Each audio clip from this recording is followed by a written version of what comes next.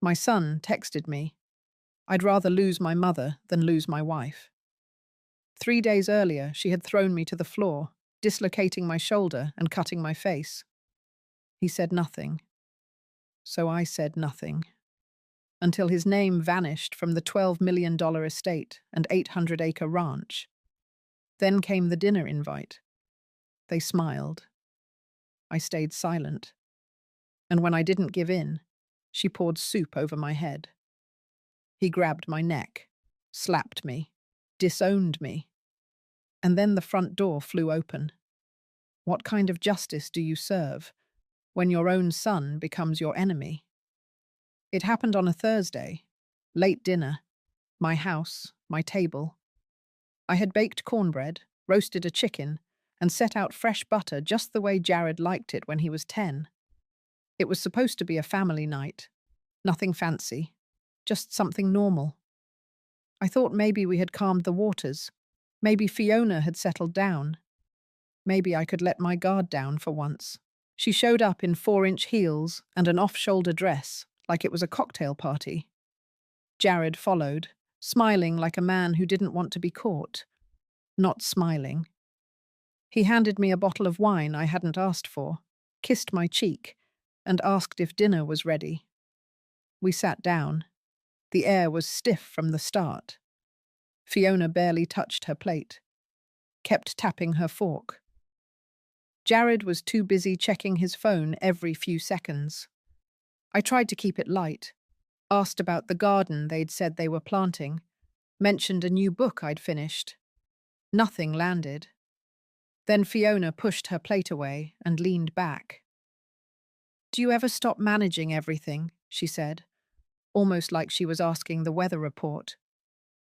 My hand froze halfway to my glass. I set it down. I said I didn't understand. She laughed. Cold. "You run the house, the land, the wedding plans, even Jared's diet. It's exhausting just watching you pretend this is your kingdom." I looked at Jared. He didn't say a word, didn't even look at me. I tried to keep my voice level, told her this was still my home, and I had every right to offer what I thought was kind. Fiona smirked, picked up her wineglass. "You want kind?" she said. And then in one motion, she flung the entire glass of wine into my face. It soaked my blouse, stung my eyes. I gasped, reached for the napkin. The chair scraped behind me. I didn't even get to wipe my chin before I felt it. The slap, sharp, full palm, from Jared, my son. The same hand that used to hold my fingers crossing parking lots now swung against my cheek without a blink. "Stop," he said. "You're ruining everything." I didn't cry. I didn't yell. I just stood up, wine dripping off my jaw, and I left the room. I heard Fiona laughing behind me. Jared didn't follow. In the bathroom mirror, I looked older than I had that morning. The red flush on my cheek was rising. I cleaned myself in silence, not because I was afraid to speak, but because there was nothing left to say that hadn't already been thrown at me. That night, the message came. I'd rather lose my mother than lose my wife. 10 words, one sentence, a scalpel. I sat on the edge of my bed for a long time, not thinking, just breathing. Then I opened the drawer beside me and took out the estate binder. One by one, I flipped through every page. The land, the trust, the pending transfers. Jared's name was on nearly every one, not yet finalized, still within reach. I closed the binder, stared at the cover, let the weight of it sit in my lap. I don't know what other mothers would do. I don't know if they'd forgive or wait or try again. But I had been slapped for the last time, and something inside me clicked into place. I wasn't going to be the kind of mother who begged to be loved. I was going to be the kind that couldn't be touched. And if you're listening, if you've ever been made to feel like an inconvenience in your own home, ask yourself this. How long will you sit at the table with people who already counted you out? Because that was the last night I let someone else define my worth. And the first night I remembered exactly who I was. The next morning, I got up at 5. My cheek was still warm from the slap, but I didn't look at it in the mirror. I didn't want to see what I already knew. I walked past the kitchen, didn't bother with coffee, and went straight into the storage room at the back of the house. That room hadn't changed in years.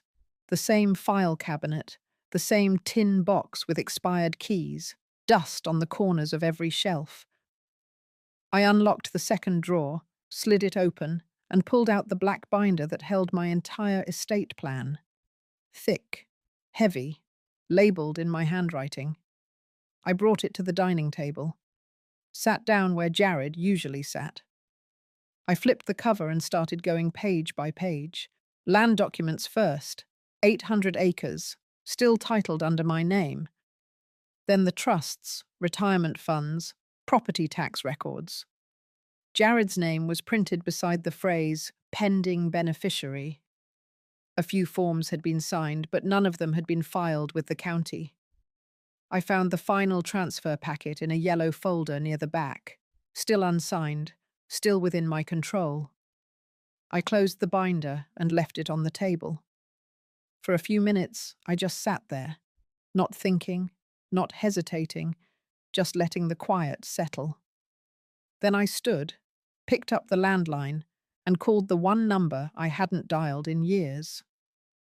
Jude Watkins answered on the second ring. He used to be the junior associate at my old law firm, back when my husband handled all the business.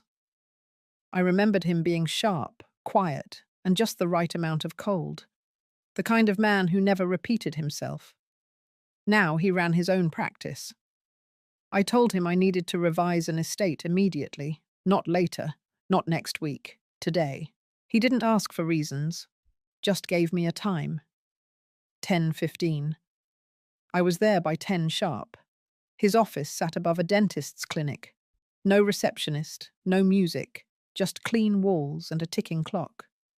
He opened the door himself, still wore the same square glasses, still looked like a man who could destroy someone with 3 sentences and never raise his voice. I handed him the binder, didn't say much, just pointed at the flagged tabs and said I needed everything Jared's name was on to be either removed or frozen. He nodded, began flipping through. For the next half hour, he said almost nothing, just read, made marks in a notebook.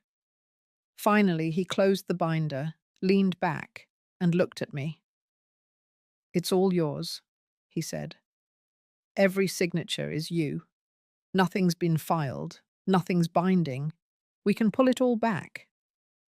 I asked what the steps were. "Step 1, he said, revoke the transfer intentions in writing. Step 2, establish a protective clause against any future claims. Step 3, secure new beneficiary designations immediately." I told him to do all 3. He said he'd draft the documents before lunch. I left his office with a copy of the revocation letter in my bag and a strange calm in my chest. Back home, I didn't eat, didn't turn on the TV, just cleared the dining table and opened the binder again. I took out every page that had Jared's name and laid them flat across the table like a map of betrayal. Then I gathered them, sealed them in a new envelope, and wrote in thick black pen, "Void, not filed, do not process." I set it next to the fireplace. By 3 p.m., Jude had emailed me the first draft of the new documents. He titled the file Winslow Restatement Final. There was no version 1, no draft 2, just final. I printed the pages one by one, stacked them in a new folder, called the notary service to schedule a signing. They said they could come by at 6. At 6:05, a woman in a grey blazer stood in my living room with a clipboard. I signed every line without hesitation. She notarized, packed, and left in under 20 minutes. When the door closed, I sat back down at the table. The air felt different. Still. like the house had let out a long breath it had been holding. In the silence, I opened the envelope again, looked at the pages that used to mean legacy, family, future. I lit the corner of one with a match and dropped it into the fireplace. Watched the names burn. Watched the lines curl and disappear. It was not revenge. It was not rage. It was removal. There are moments when a woman sees her own name in a legal document and realizes she still owns everything that matters. That was the moment I stopped being a mother waiting for love and started being a woman reclaiming peace. By Saturday morning, everything had been signed, witnessed, notarized, and sealed. The new estate plan sat in a locked drawer in my study. Jared's name no longer existed on a single asset. Not on the land, not on the house, not on the bank accounts or the vehicles. He wasn't just removed, he was erased. The quiet in the house didn't feel empty. It felt earned. I woke up before dawn, took the truck down to the gas station, filled the tank, and picked up the local paper. At the bottom of the front page, just beneath a blurb about a high school fundraiser, was the announcement I had sent 2 days earlier. Loretta Winslow, longtime resident of Green Hollow County and former U.S. Army nurse, has formally announced the establishment of the Winslow Foundation for Veterans and Women in Crisis. The foundation, funded with a $10 million estate donation, will support community programs across the Tri-County area. I read the paragraph twice, folded the paper, and placed it gently in the passenger seat. It was a small story, but it was enough. On the way back, I stopped by the church. The lot was empty except for Pastor Elgin's old truck parked out back. I knew he'd be there, like he always was on weekends before the crowd came. I didn't go inside, just sat in the cab, engine off, looking at the windows I had cleaned for years on Saturday mornings. There wasn't a single doubt in my chest. No fear, no second guessing. I had made peace with what I had done. It wasn't revenge, it was correction. Back at home, I watered the herbs on the kitchen windowsill, fed the dogs, and waited. By mid-afternoon, my phone lit up. It was Jared. I let it ring out. He called again 20 minutes later. I silenced it.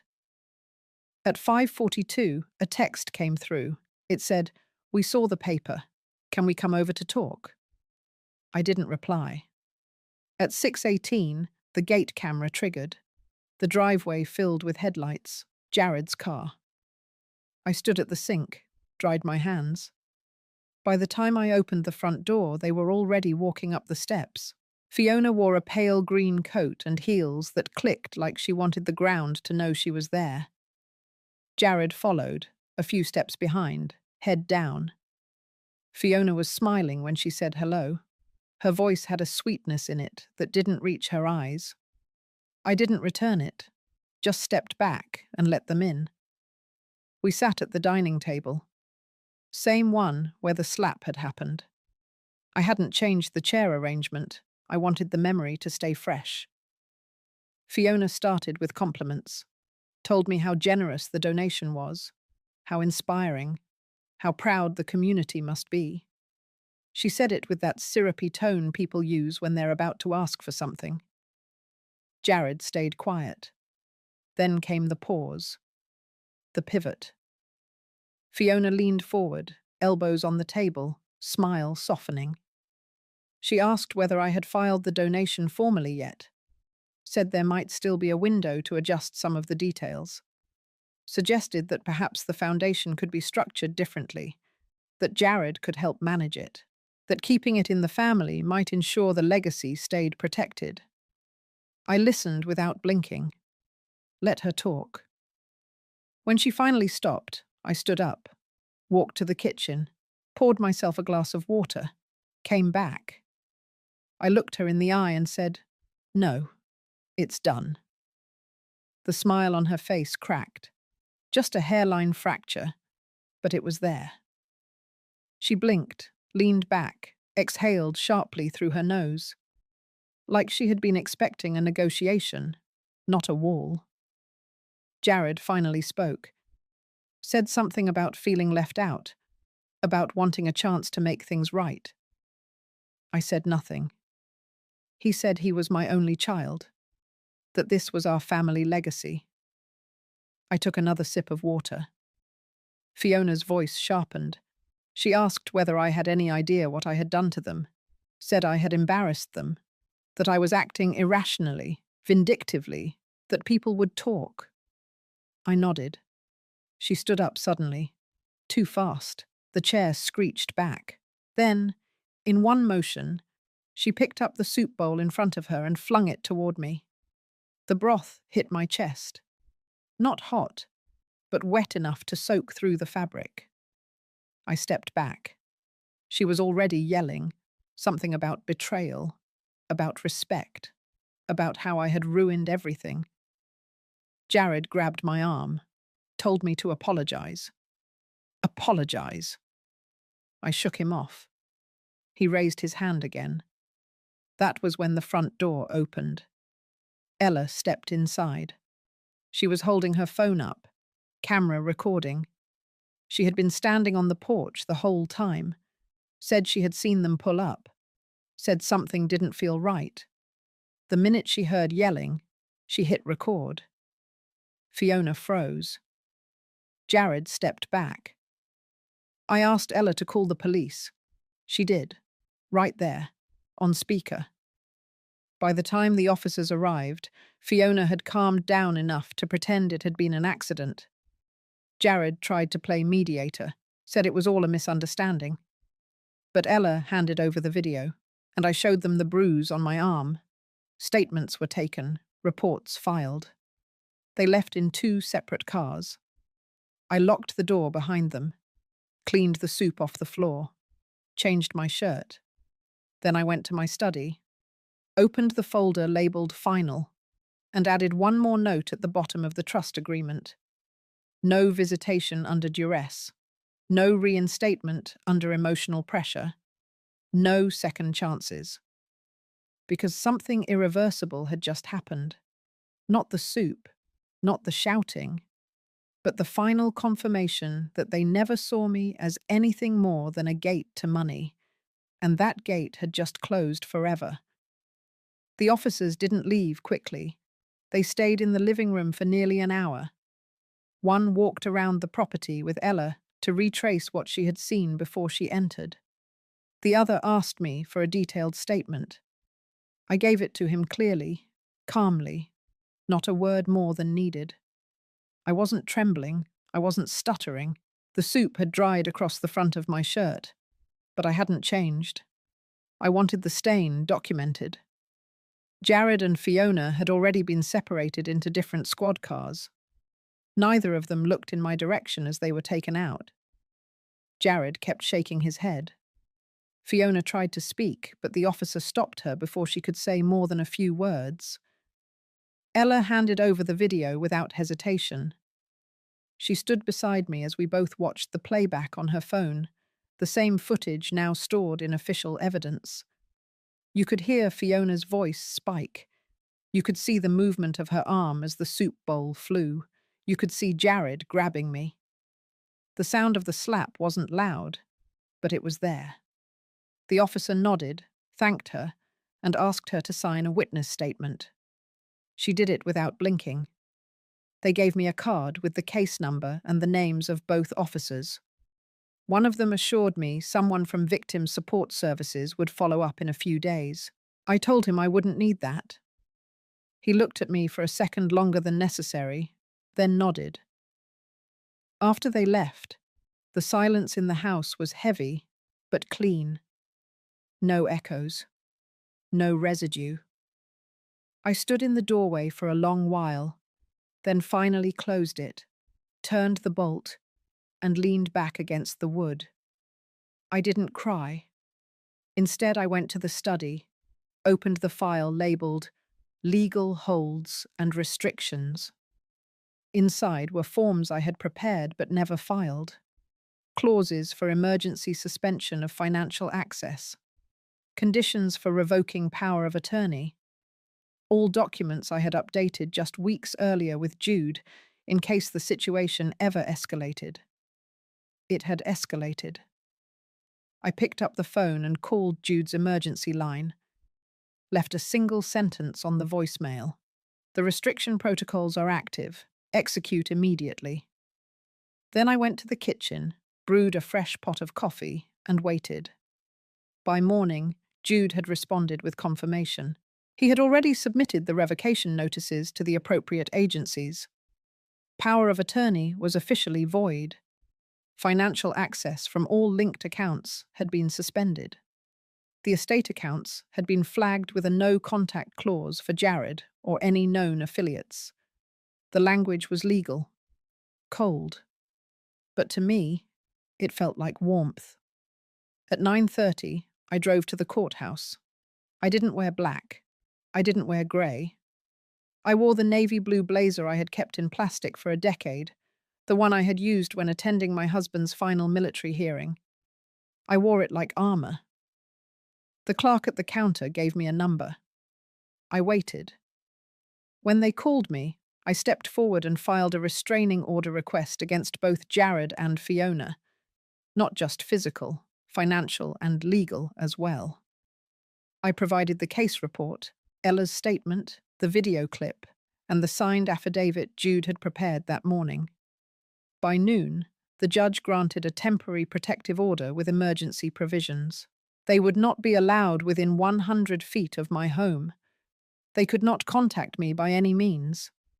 They were barred from setting foot on any property I owned. They were prohibited from filing motions or claims against the estate for the next 6 months. If they violated any part of the order, criminal penalties would apply. I signed the documents, stamped, filed, complete. Back home, I printed a copy of the court order and pinned it inside the cabinet door where I kept the sugar, a place I saw every morning, not to remind myself of fear, but to remind myself of completion. That evening, I heard a car outside, but the new security system had already flagged the plate. Jared's. It sent an automatic alert to the sheriff's department. Before I could even step out, I saw the patrol car roll in behind him. Jared left without saying a word. The deputy nodded at me as they passed.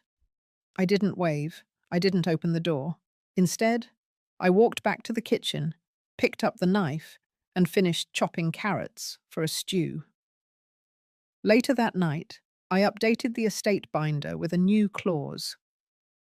Section 7B, irrevocable disinheritance based on conduct. It included a description of the events, the police case number, and the phrase, "Any future attempt to appeal this removal will be met with legal opposition on behalf of the Foundation." The gate was now locked, not just with a key, but with proof. The next day, a reporter from the local paper called. She had seen the police report. She asked if I wanted to make a public statement. I declined. The article ran without my voice. It was titled, "Woman Donates Millions, Then Survives Assault from Family She Disinherited." People began whispering, some sympathetic, some judgmental. But none of them knew that I slept better that week than I had in a year. At night, the wind moved through the trees the same way it always had. The stars hung in the same quiet patterns. But inside, the air felt different. No more watching over my shoulder.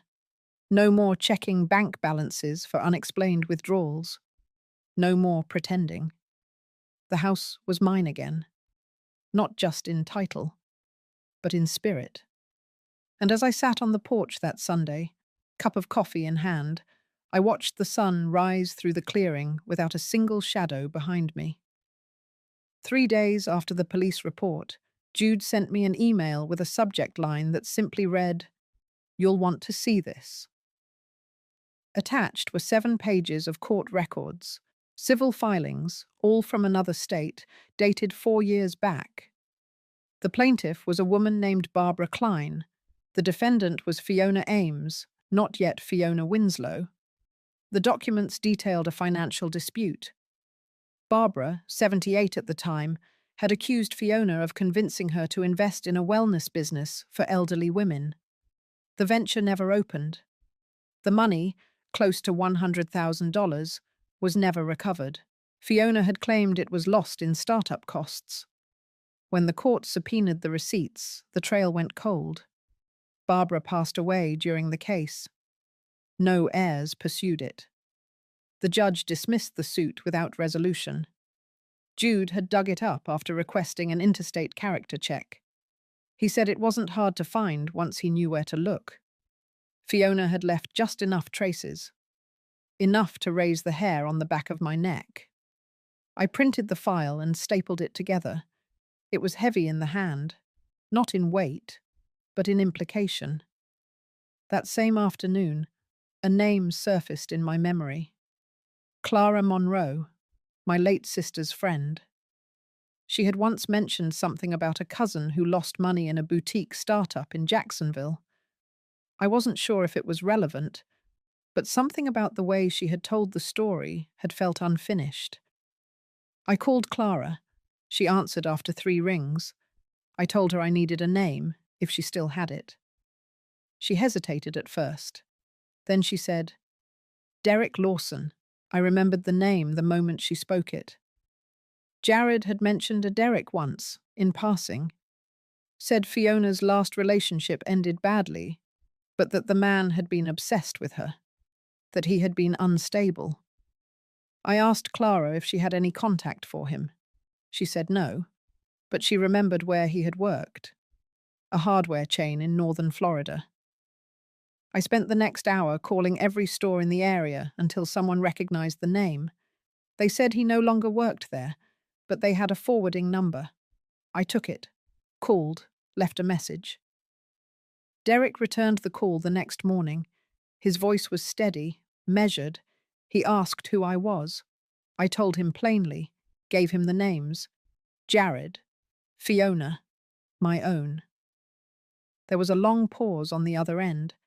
Then he said he had been waiting years for someone to ask. We spoke for over 40 minutes. Derek told me everything. He and Fiona had met through a mutual friend. Things had moved fast. She was charming, motivated, spoke about wanting to build a business. Said she just needed a partner who believed in her. Derek had opened joint accounts, co-signed a car, paid the deposit on a boutique space downtown. The permits never came through. The space stayed empty. The money disappeared. 3 months before the wedding, he found out she had been in contact with another man, an older relative of a family friend. Wealthy, recently widowed. When he confronted Fiona, she didn't deny it. She packed her things, left the house, and blocked his number. Within weeks, she had moved across state lines. Derek never heard from her again. Until now. I asked if he would be willing to put this in writing, not for court, for clarity. He said he already had. Sent me a scanned statement that night, signed, dated, 3 pages long. I filed it with the other documents. I didn't call Jared, I didn't send a message. Instead, I began preparing a folder. I labeled it, Timeline of Events. Inside, I placed the court records from Barbara Klein's case, the scanned statement from Derek, and the police report from the dinner incident.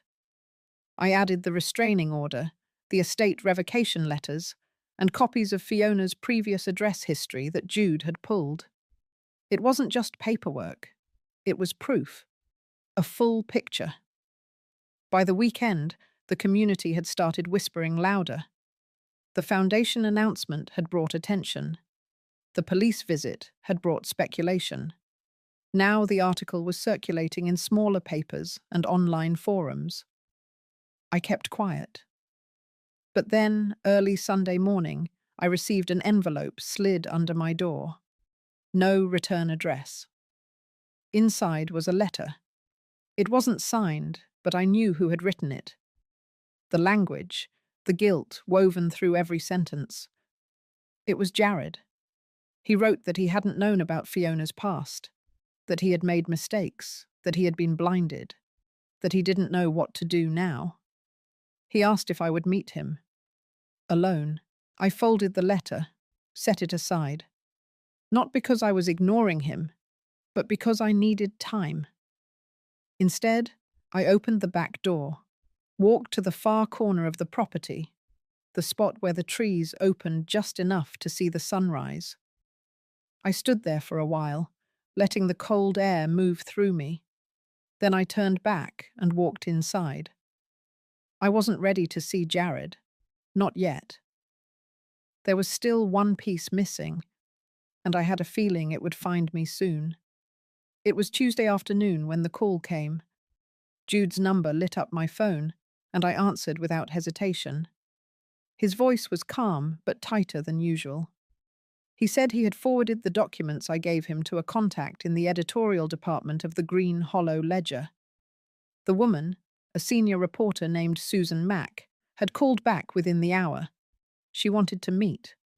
Not for a quote, not for a soundbite, for a full story. I didn't need to ask why. The materials spoke for themselves. We arranged to meet the next day at the diner on Main Street. It was early when I arrived. I chose a booth in the back, one that faced the door. The place was quiet. Just the scent of coffee and the occasional clink of a spoon against a mug. Susan walked in wearing a windbreaker and carrying a leather folio. She looked like someone who had read too much and slept too little. She introduced herself briefly, slid into the booth, and got right to it. No small talk. She had read everything. The court filings, Derek's letter, the restraining order, the financial records, the photo of the soup-stained blouse. She asked me if I wanted to go on record. I told her no. I wasn't interested in telling my side. I had already done what I needed to do. But I wouldn't stop her from printing what was already public. She nodded and said she would write the piece carefully. Then she asked one final question. She didn't ask it loudly. She didn't even look up from her notes when she said it. She wanted to know if I thought Jared knew what Fiona had done before me. I didn't answer right away. I stirred my tea, let the silence settle. Then I said this. I think he saw parts of her, but not the whole. I think he looked away from what was uncomfortable, and by the time it got ugly, it was easier to defend her than admit he had been wrong. Susan closed her notebook. That was all she needed. The article came out 2 days later. The headline read, "Foundation Benefactor Escapes Pattern of Financial Abuse." The article told the story plainly. It outlined Fiona's past, quoted Derek's statement, detailed the civil case with Barbara Klein, and listed the actions taken against Jared and Fiona in the past month. It referenced the restraining order, the revoked transfers, and the confirmed separation from the Winslow estate.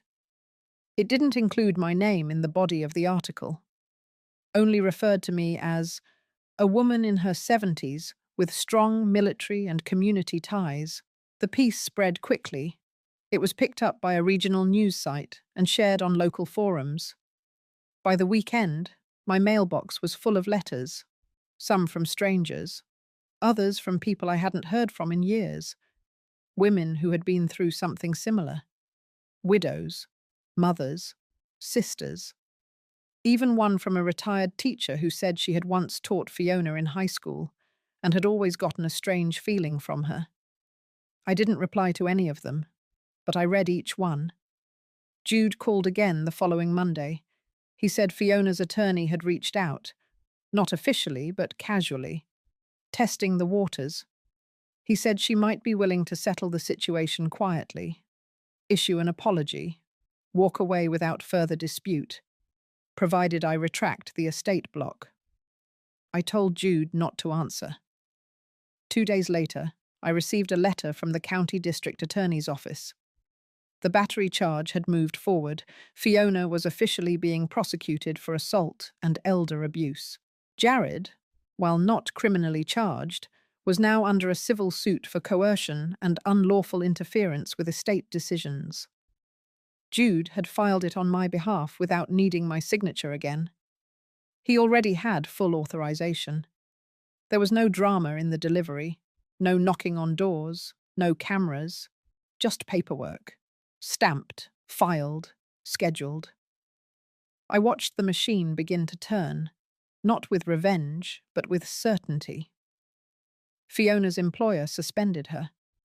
Jared's position at the real estate firm he worked for was placed under review. The firm had strict policies around ethics, and his name was mentioned in multiple news pieces now, not as a victim, but as someone complicit. Their silence grew louder by the day. The last thing that came was a yellow envelope. It was from an anonymous sender, but I recognized the writing. Fiona's. Inside were 6 pages, handwritten, full of circular logic, accusations, claims that I had always looked down on her, that I had never given her a fair chance, that she had done what she had to do, that I had turned Jared against his own future. I didn't respond. I tucked the letter into a folder labeled miscellaneous, filed it in the back cabinet, behind the expired warranties and the tax records from a decade ago. That night, I slept through the windstorm that tore branches from the trees out front. The next morning, the sun rose over a quiet stretch of land. No knocks, no messages, just birdsong, coffee, and stillness. The tide had shifted, and I hadn't raised my voice once. The first real sign of collapse came on a Thursday. I wasn't looking for it. I had stopped checking. But while folding laundry, I received a message from a neighbor 2 streets over. It was just a photo. Jared's car, loaded with boxes, parked outside a rental duplex on the south end of town. The caption said, "I figured you'd want to know." I didn't reply. That same afternoon, the alert from the financial monitoring system came through. One of the old shared accounts between Jared and Fiona had been flagged for closure due to insufficient funds. Jude had installed the monitoring after we filed the estate restrictions. Not to pry, just to track any movement that could impact my name. Fiona's credit score had dropped 30 points in 3 weeks. Jared's was under review. The debt on their joint credit cards was growing. The house they rented had been listed online with photos from a mobile phone. Blurry shots of furniture posted with captions like lightly used and must go. The couch I had gifted Jared 2 years ago was one of them. I recognized the pattern. He had once said it reminded him of the lake house from his childhood. I sat with that photo longer than I meant to. By the following Tuesday, the story had reached his employer. The real estate firm put Jared on unpaid leave. They issued a public statement that their employees were expected to meet standards of conduct consistent with their mission. It was brief, but final. His name was no longer listed on the website by the end of the week. Fiona fared no better. Her suspension became termination. The agency that had hired her sent a letter to the county distancing themselves from her role in the foundation's controversy. She had spoken publicly once about her plans to build a women's empowerment retreat using what she called family connections. That clip had been shared in the follow-up article. It didn't age well. I did not celebrate. I did not comment. But the quiet around my property felt sharper now, as if the wind itself had less weight to carry. The garden, long left dormant, began to demand my attention again. I found myself spending more time there, trimming, watering, resetting the soil. The routines returned not because I needed to fill time, but because something in me had begun to clear. There was no more waiting, no more bracing. I no longer lived inside a question. Then, one evening just past dusk, a letter arrived without postage. No return address. It was left at the gate. I opened it on the porch. It was from Jared. The handwriting had changed, less confident, smaller. He wrote that Fiona had left. She packed 2 suitcases and said she needed space. He didn't know where she had gone, said she didn't take the dog, didn't say goodbye. He admitted he was staying in a furnished rental, said most of the things they once owned had been sold or returned. He said the silence in the apartment was unbearable. He said he missed the noise of the farm, the dogs, the humming of the kettle in the morning. He said he had read the article 3 times, that he believed every word, that it felt like reading about a version of his life he no longer recognized. He said he didn't want anything, not the money, not the land, not a second chance at inheritance. He said he just wanted to come by, not to talk, just to sit on the porch one last time. I didn't respond. I folded the letter, placed it in the file labeled personal correspondence, and left it there. Later that night, I sat at the kitchen table. I thought of all the versions of Jared I had known. The boy with scraped knees who begged for another bedtime story, the young man who cried at his father's funeral, the adult who called every Sunday until Fiona said it was too much, the son who slapped my face and told me I was ruining everything. There are so many versions of people, but only one gets to stay. The next day, Jude called with an update. The civil case had reached a settlement offer. Fiona's legal team proposed a resolution to avoid court. It was weak, barely structured. It asked for my agreement not to pursue further action in exchange for a public apology and a sealed case. Jude asked what I wanted to do. I told him to reject it. There was nothing left to settle. I had already settled myself. And some things do not belong behind sealed files. They belong where others can see them, learn from them, be warned by them. That night, for the first time in months, I lit the small lamp in the guest room again. Not for a visitor, not in hope, but because it made the house feel complete again, whole, untouched, and still mine. It was a Thursday morning when the deputy called. His voice was calm, like it always had been. He said Jared had requested a supervised visit. Nothing formal, no legal obligation, just a single conversation. At the county station. 1 room, neutral ground, 10 minutes. He said it wouldn't be recorded, that it didn't have to be answered. I asked what time. He said 2 o'clock. I didn't dress up. I didn't prepare a speech. I wore my everyday jeans, a plain sweater, and my boots. I drove the truck into town, like I would have on any grocery run. The sky was overcast, the kind that made the colours of the fields look muted and dull. I parked behind the station, walked in without a word, and signed the clipboard the front desk handed me. A deputy escorted me through 2 doors and down a short hallway. The room at the end had no bars, no mirrors, just 2 chairs and a metal table. 1 small window, shuttered halfway. They let me in first, told me he'd be in shortly. I sat, back straight, hands folded in my lap. Jared entered 3 minutes later. He looked smaller than I remembered, not in height, in posture, shoulders drawn in, hair a little longer, shirt untucked. He sat across from me but didn't lean forward, just rested his hands on the table and looked down at them for a while. Then he raised his head. His voice was quiet. I almost didn't hear it the first time. He said he didn't know where to begin, that everything he thought he understood had cracked open, that he had spent weeks trying to figure out where it all started to fall apart. I didn't answer. He said he missed his old life. Not the money, not the plans, the rhythm, the feeling of knowing where he stood in a family that used to feel solid. He said he hadn't heard from Fiona in days, that he didn't expect to. Then he asked if I believed he had known everything she had done. I kept my gaze steady, let a long breath move through me before I spoke. I told him I didn't know what he had known. I only knew what he had chosen to ignore. That sometimes silence is a decision. That sometimes looking away is as loud as shouting. He didn't interrupt. He just sat with it. I told him I didn't come to offer a way back, that this meeting wasn't a door. It was a wall, a final point of clarity. He nodded, swallowed hard, said he understood.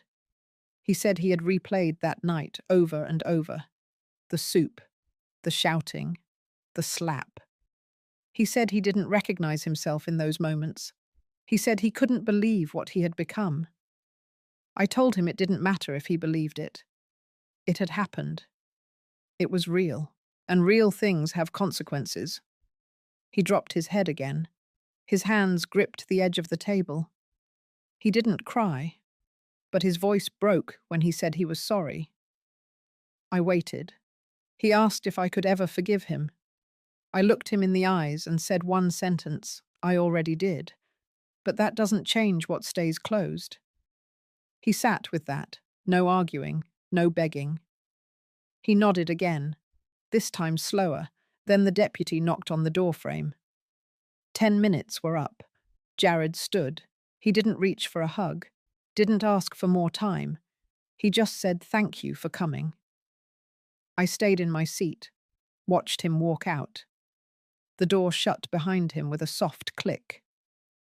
On the way home, I didn't feel anger or grief. I felt the kind of tired that settles behind your bones, the kind that only comes when something that took years to stretch finally snaps clean. Back at the house, I made tea, sat by the window that overlooked the gravel road. The light shifted across the floor, long and slow. A breeze rolled through the open frame, just strong enough to rustle the curtains.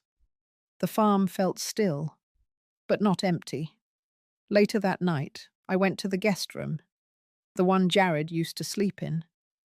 I opened the closet. Inside, a single wool coat still hung on the far hook. I touched the sleeve, then closed the door. Some things didn't need to be cleared out. They just needed to stay still. I didn't speak of the visit to anyone. Jude didn't ask. Ella didn't bring it up. And I didn't write it down, at least not in the legal sense. But that conversation lived in my memory, shelved next to every other moment that had shifted the path I walked on. That night, I locked the front door, took the long way upstairs, paused halfway to listen to the house breathe. No footsteps, no tension, only quiet, only mine. The week after that meeting passed without a ripple. No phone calls, no mail, no knocks on the door. Even the dogs seemed to sleep more soundly. The weather had turned too. The nights came sooner. The air was clearer in the mornings, a sign that summer had loosened its grip. Jude sent me a message that Monday. He said the press had reached out again. Not local this time. A regional feature writer was building a piece on elder exploitation and wanted to use my story. They had seen the Ledger's articles, followed the case, and wanted a first-hand account. Jude said it was my decision. I didn't respond right away. Instead, I walked outside and stood by the edge of the gravel road. There was no car coming, no sign of movement, just the sound of wind moving through the higher branches and the soft ticking of the fence gate swinging back and forth. For all the noise this story had stirred in other places, my land had remained still. That stillness had been earned, not inherited. No one gave me this quiet. I had cleared it myself, one decision at a time. I went back inside and called Jude. I told him to decline the interview. I didn't want my name in the center of any headline. The story had already spoken loudly enough. The facts were printed. The files were public. And those who needed to know had already seen it. I told him I wasn't disappearing. I was just done explaining. Later that day, a letter arrived. This one wasn't from Jared or Fiona. It came from the County Women's Outreach Centre. A counsellor had read about the Winslow Foundation and wanted to send thanks.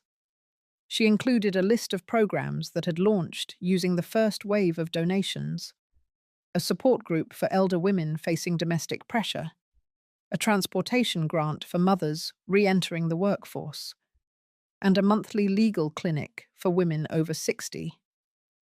She didn't ask for more, just wrote that the support was being felt, quietly, in rooms where healing happened.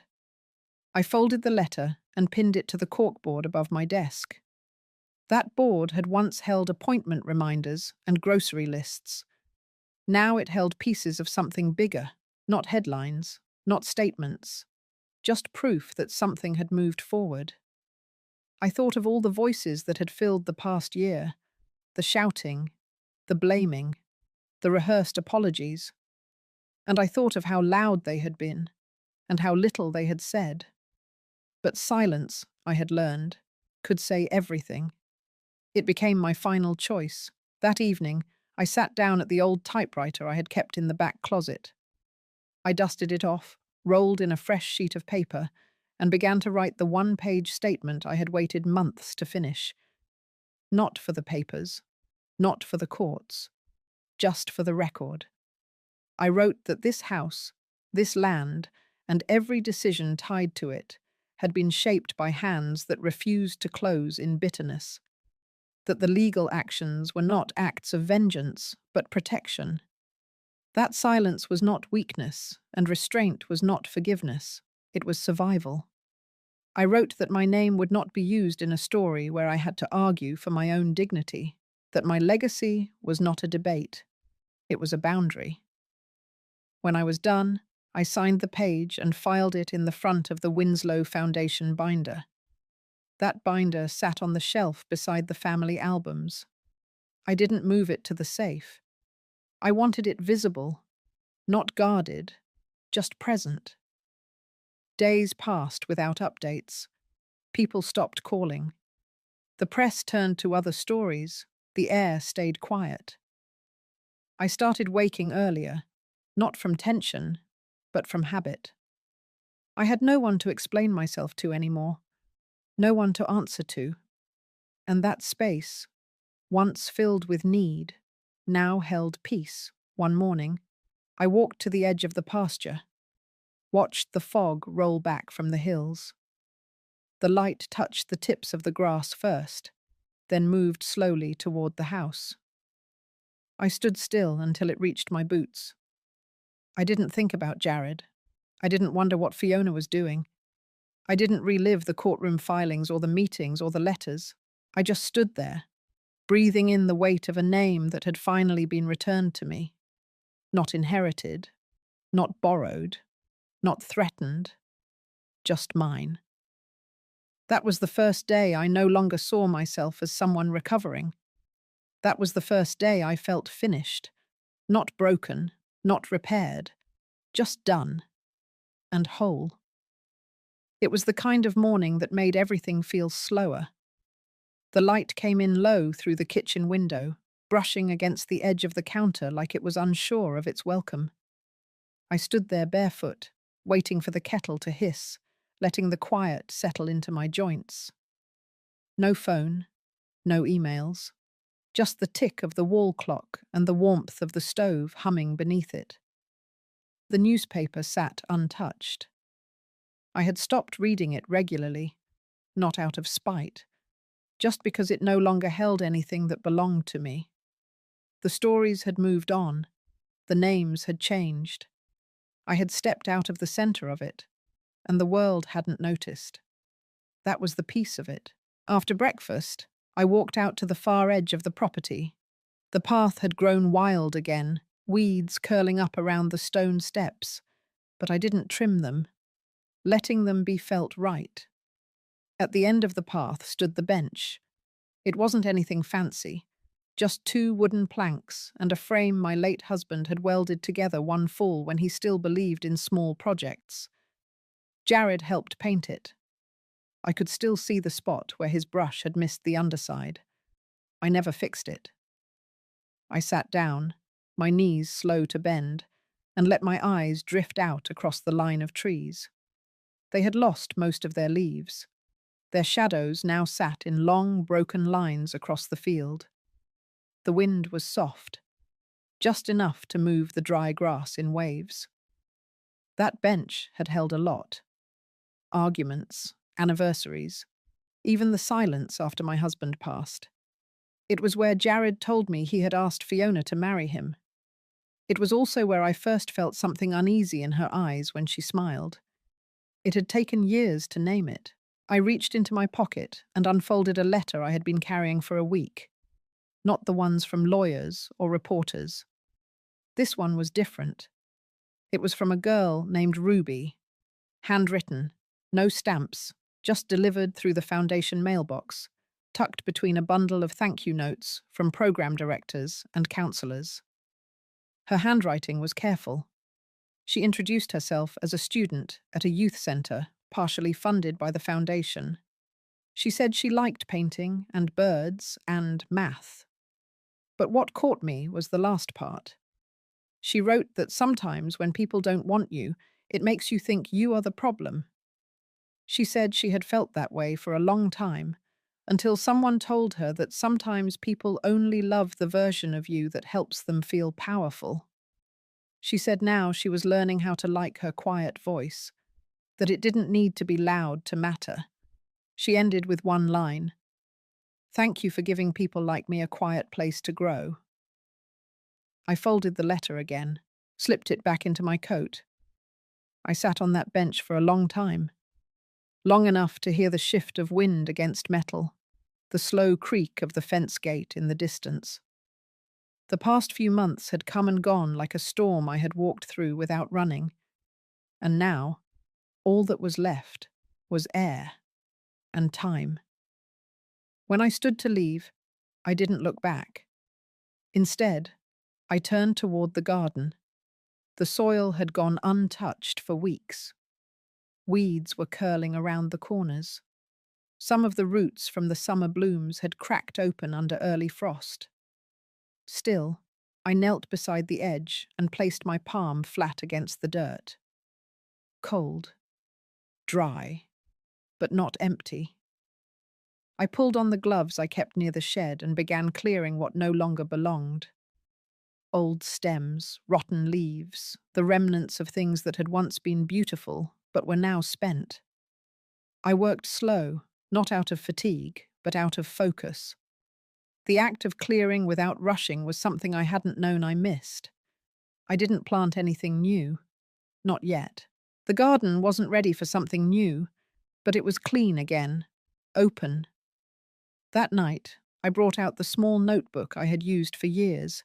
It was worn, spine cracked, but the pages inside still crisp. I wrote one line at the top of a new page. Not every cycle ends in bloom. Some end in breath. Then I closed the book and slid it back into the drawer. Sleep came easier that night, not because everything was solved, but because I had stopped solving things that no longer asked to be fixed. There was no need for explanation, no space left for permission, and no part of me that felt like it owed anyone a version of myself I had already left behind. The next morning, I didn't wake with urgency. I let the light move first, and when it reached my face, I opened my eyes and simply began again. I knew what I was about to do would close a door forever. There would be no more hoping for apologies, no more glancing at my phone expecting a message that said, "Mum, I was wrong." No more waiting for a miracle to restore what had been shattered. But I wasn't looking for healing from them anymore. I had learned to stitch my own wounds in silence. The afternoon sun fell across the long wooden table at the lodge, where I had invited everyone. My attorney sat at one end, quiet, attentive, his briefcase unopened in front of him. The room smelled faintly of cedar and fresh bread. Outside, birds chirped like it was any other day. Inside, it was the prelude to war. Eli came first, alone. He wore a pressed shirt and a rehearsed smile that didn't reach his eyes. Marina followed a few minutes later, dressed like she was attending a victory party. Grant and his wife trailed behind them, Grant tapping furiously on his phone, clearly irritated to be summoned without explanation. No one greeted me. They simply took their seats, looked around, and waited. When everyone settled, I stood. I was wearing a simple navy dress, no jewelry. I had tied my hair back. My voice, when it came, was steady. I said, "Thank you for coming. What I'm about to share concerns the property, finances, and legacy of this family. You're here because I wanted you to hear it from me, not from an email, and not from a lawyer." There was a silence so dense it felt like the walls were holding their breath. I continued. For the last few months, I have been working with Mr. Kessler, my estate attorney, to restructure my entire financial plan. As of last week, everything has been finalized. Marina's posture shifted. Eli's brow furrowed. Grant looked up from his phone. I took a deep breath. The ranch has been donated. It now belongs to a trust I've created for women in rural communities who need shelter, job training, and a place to start over. The remaining funds from the estate, approximately $9 million, are being transferred to non-profit initiatives under that trust. No one spoke. They just blinked. I kept going. None of you are beneficiaries. This was not done out of spite, but out of clarity. I have given this more thought than you might imagine. I needed to ask myself who I became when I was around you, and I didn't like the answer. Eli stood up suddenly. "You're cutting us off," he said. "Just like that." "You cut yourselves off long ago," I replied. Grant scoffed. "This is ridiculous. You're giving away our inheritance to strangers." "No. I'm giving it to people who have never struck me, insulted me, or treated me like I was disposable." Marina slammed her hand on the table. "This is about that stupid dinner, isn't it? You're still punishing us." I looked at her. "That dinner was the final note in a song you had been singing for years." Mr. Kessler cleared his throat softly. "If anyone would like to review the legal documents, I have copies." The room exploded into a mess of raised voices. Eli shouted that I was senile. Marina called me vindictive. Grant accused me of being manipulated. But I stood there, still and silent, like the storm outside a glass window. Finally, I said, "You made your choices, and now I've made mine." I turned to leave, but Eli stepped in front of me. "This is insane," he hissed. "We are your children." "Children don't betray their mothers and expect gifts in return," I said. Marina threw her napkin onto the table. "Let's go," she said. "This was a waste of time." Grant muttered something under his breath. Eli stood frozen for a moment, then followed them out. No one looked back. Mr. Kessler handed me a glass of water. "That went better than I expected," he said quietly. I laughed. A dry, hollow sound. I suppose it did. We sat in silence for a while. The birds kept singing outside. The sun kept moving. Eventually I stood, smoothed my dress, and picked up the folder Mr. Kessler had prepared. It held every signature, every clause, every protection I had fought for. I walked out into the bright afternoon, my shadow stretching long on the gravel path. I was alone, but not abandoned. I had chosen this path. I had written this ending, and it felt like the beginning. I walked out of that courthouse and felt the first clean breath in months. Not because I won anything, not because I came out victorious, but because I had chosen to end a war I never started. The building behind me held nothing of me anymore. My name had been untangled from every deed, trust, and legal loop they tried to twist around me. And more importantly, my heart was free from needing anyone's permission to matter. Outside, Martina waited in the same spot she had stood for weeks, the same calm, grounded presence that reminded me again and again that I was not crazy, that this pain was real, that my story was not invisible. She gave me a nod as I stepped down the marble stairs. No big smiles, no pity, just respect. It was all I needed. We drove away in silence for a while. Not the kind that stings, but the kind that holds space. My mind wandered to how it all began. A message from my son, a broken shoulder, a slap. Soup poured over my head. A woman left bleeding behind a closed guest bedroom door. That was the version of me they wanted to forget. And for a while I almost let them. But now that version was buried deep in the dust, and I was standing. Weeks passed. The trust fund paperwork for the foundation was finalized. The ranch would be managed under the new non-profit. Scholarships would be awarded to women over 50, women who had lost everything, jobs, spouses, dignity, but not hope.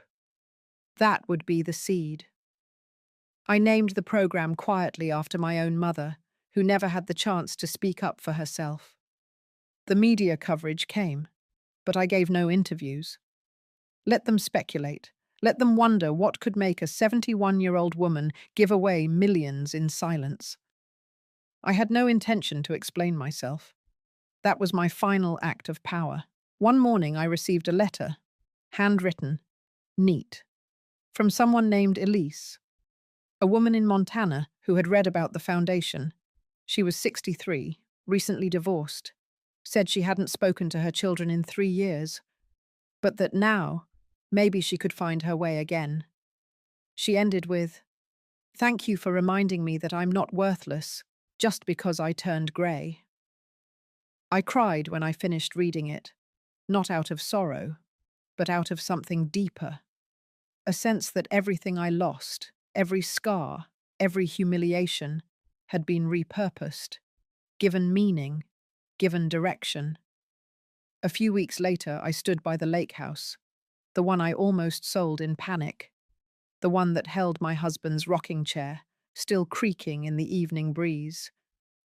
I sat down in it with a cup of black coffee and looked out at the water. No more legal papers, no more threats, just the hum of insects and the reflection of the sky in motion. There were moments when I missed who I used to be, the mother who cooked every holiday meal, the wife who never asked for much, the grandmother who wanted nothing more than to see her family smile. That woman was still inside me, but she had made room for someone else now, someone who knew how to say no, how to protect herself. One afternoon, Martina came by. She brought fresh tomatoes from her garden, and we sat on the back porch, laughing about a deer that kept chewing on her rosemary bush. No drama, no weight, just life. As the sun set behind the hills, I thought of Brendan. I had not heard from him since the day in court. I doubted I ever would. Maybe one day he would understand. Maybe not. That wasn't mine to carry anymore. I closed my eyes and listened to the wind pick up. My body still ached in places. My heart still had tender parts. But I was no longer broken. I was simply living, on my terms. And that was enough. If you're still here with me, thank you for listening. Maybe you've known what it feels like to be erased. Maybe you've been told that your pain was inconvenient.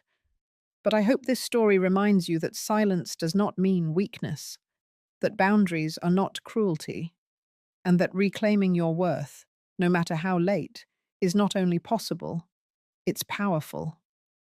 If this story stirred something in you, I'd love to hear your voice in the comments. You are not alone. Not now. Not ever.